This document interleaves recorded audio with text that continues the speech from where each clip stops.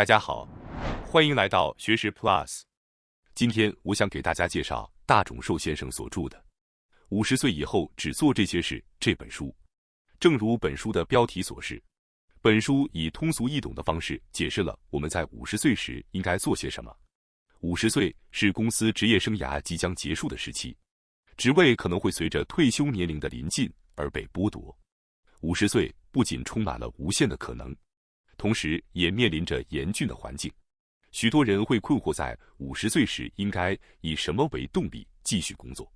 作者通过听取1万人的意见，总结出了50岁10位避免后悔所必须要做的事情。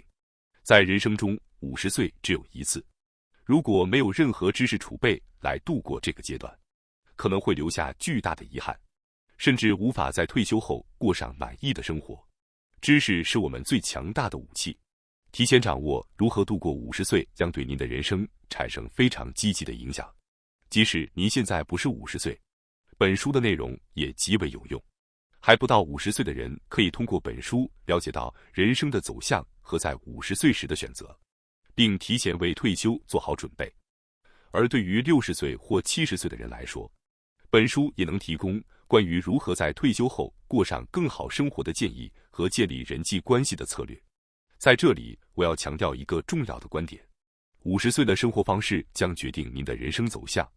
接下来，让我给大家介绍一下在50岁时必须完成的下面5件事：1. 变得更加自私，重新掌控自己的人生；2. 为退休后的青春设定概念；3. 清理和整顿人际关系；4. 确保自己有5个以上的社区；5. 研究如何享受孤独。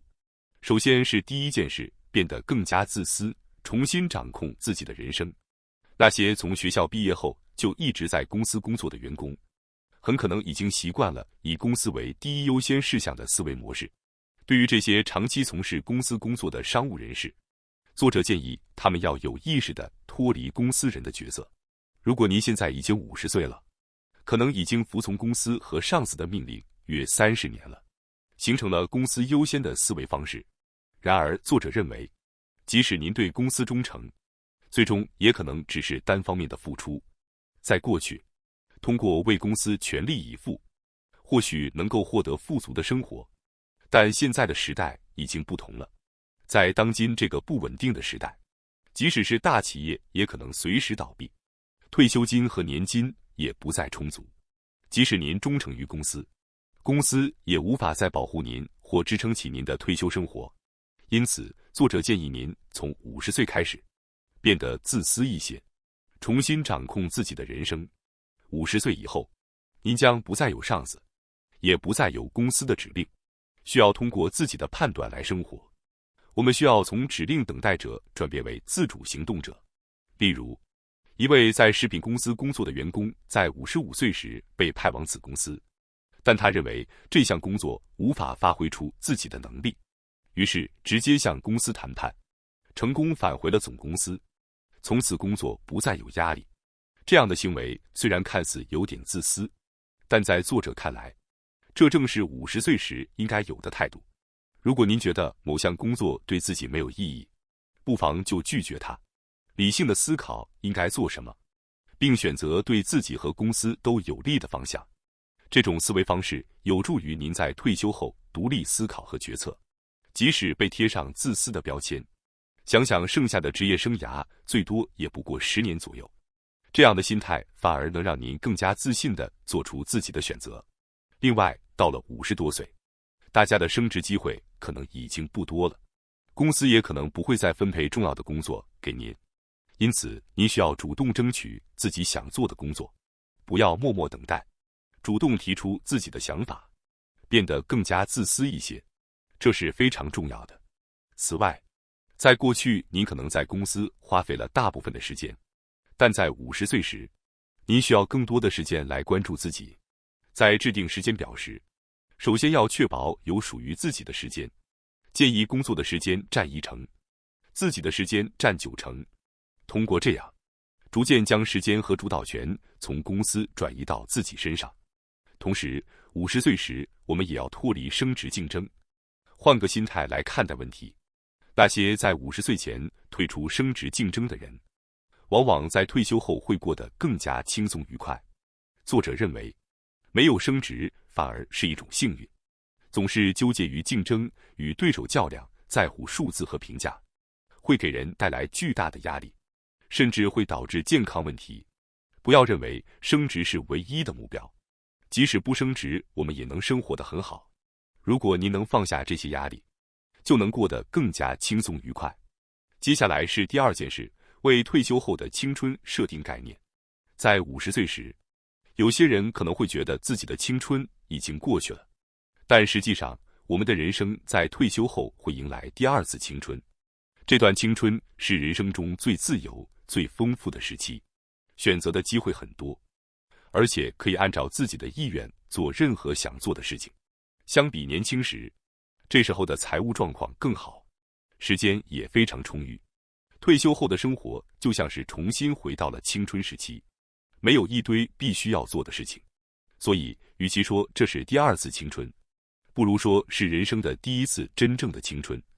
我们应该充分利用这段时间，把它当作人生中最美好的一段。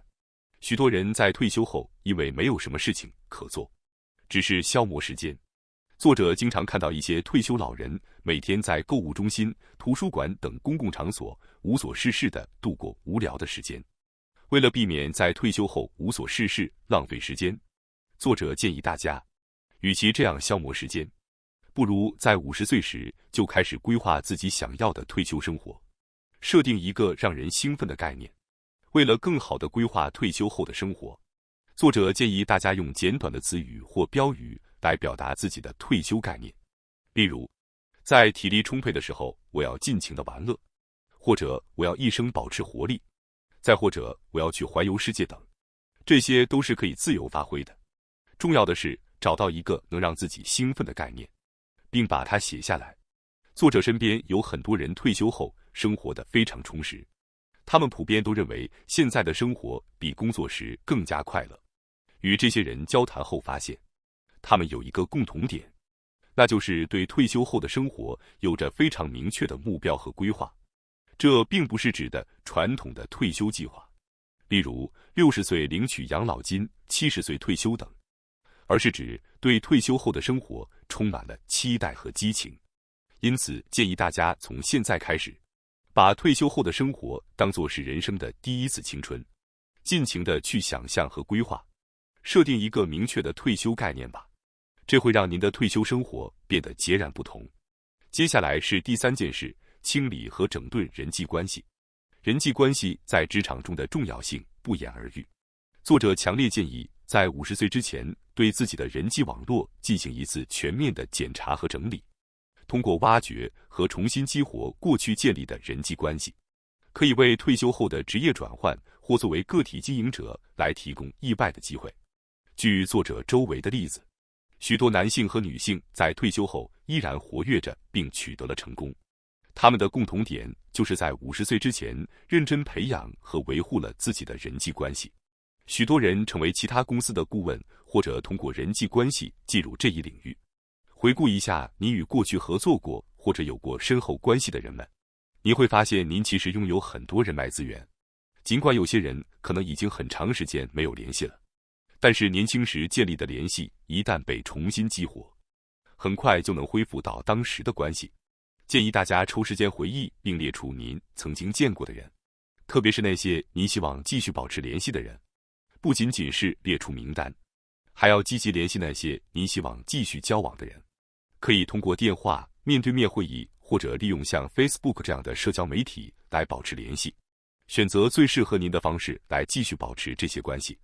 虽然现在的社会逐渐走向实力社会，但人际关系仍然对工作和个人立场有着重要的影响。因此，如果不好好利用您在长期职业生涯中建立的人际关系，那将是非常可惜的事情。为了在退休后获得意想不到的机会，为了过上丰富的人生，再次审视和发展您的人际关系网络是非常重要的。接下来是第4件事，确保自己有5个以上的社区。在这个世界上，有些东西是我们失去以后才会意识到它们的重要性，公司就是其中之一。很多在公司工作多年后退休的人表示，他们直到退休后才意识到拥有一个社区的重要性。在离开公司后，他们才真正感受到公司这个社区的重要性。值得注意的是，这样的烦恼几乎从未在女性中听到过。原因可能在于，女性通常不仅在职场上拥有朋友，还在社区、兴趣小组等多个领域拥有着自己的社交圈。因此，即使她们辞职了，也不会失去自己的社区。但是许多男性在退休后却陷入了这种苦恼。为了确保退休后的生活质量，作者建议在50岁时就开始加入其他的社区。最理想的情况是加入5个不同的社区，并在每个社区中扮演着不同的角色。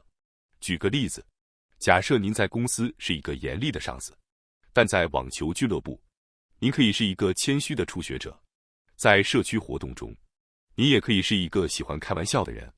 其实，扮演多个角色对于我们的心理健康也是非常必要的。因此，特别是那些在公司里一直扮演严肃角色的人，应该在其他社区中尝试着扮演一些轻松而有趣的角色。那么，除了公司以外，还有哪些社区可以加入呢？以下是本书的一些建议：1、地区社区；2、志愿者组织；3、高尔夫或网球俱乐部等运动组织；4、健身俱乐部；5、舞蹈、钓鱼、音乐等兴趣小组；6、学习班；7、学生时代的朋友；8、前同事和朋友。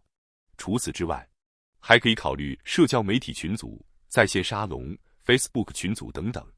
现如今，社区的形式多种多样，所以如果您目前还没有加入任何公司以外的社区，现在就应该立即行动起来。在50岁建立社区的过程中，最重要的是要记住，加入和退出都要保持轻松的心态。人际关系总是有合适与不合适之分。如果您加入了某个社区后感觉不适合自己，那就可以果断退出。要找到一个真正让您感到舒适的地方。接下来是第5件事，研究如何享受孤独。虽然刚才我们提到要加入多个社区，但有些人可能更喜欢独自享受时光。比如，有些人喜欢独自沉浸在读书、旅行或看电影中。如果您是这样的人，那么可能就不需要强迫自己加入社区。研究如何享受孤独是有好处的。即使我们加入了多个社区，也不可能总是有人陪伴，总会有独处的时间。如何享受独处时间，对于生活的满意度有着很大的影响。最近关于孤独的书籍和杂志成为了一种趋势，这可能是因为未婚率和离婚率的增加，许多人可能会在老年时独自一人生活，或者一些人希望在退休后有更多的独处时间。研究如何享受孤独的最好方法之一，就是增加独自可以进行的兴趣爱好，例如沉浸于文学，开始学习一门新的语言，投入到健身锻炼。此外，习惯于孤独也是很重要的。比如 A 先生在50岁时决定去禅寺修行2个月，在修行过程中，他主要与自己进行对话，重新认识到独处的价值。另一个好的方法就是进行独自旅行。通过独自去旅行，您可以与自己深入对话，找到享受孤独的方法。希望大家都能够找到适合自己的孤独享受方式。感谢大家收看今天的节目。如果你喜欢我们分享的内容，记得点赞、订阅并开启小铃铛通知，第一时间获取我们的更新。在下次的节目中，我们将继续为大家分享更多有益的内容。再次感谢大家的支持，我们下期再见。